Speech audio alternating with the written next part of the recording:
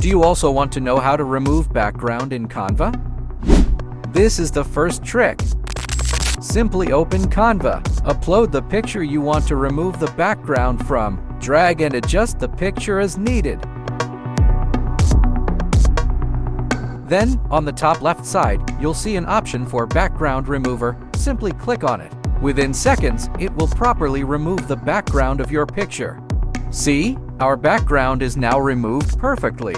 You can now use this picture anywhere. For example, I've changed the background color. This was the first trick for removing a background. This is the second trick. Similarly, upload the picture you want to remove the background from. Drag and adjust the picture as needed. Then, on the top left side, you'll see an edit option. Simply click on it. A new interface will appear. Simply click on Background Remover. Within seconds, it will remove the background of your picture properly. You can now use this picture anywhere.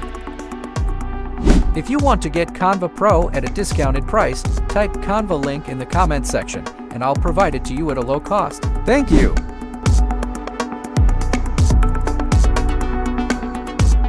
Download it in N format with a transparent background.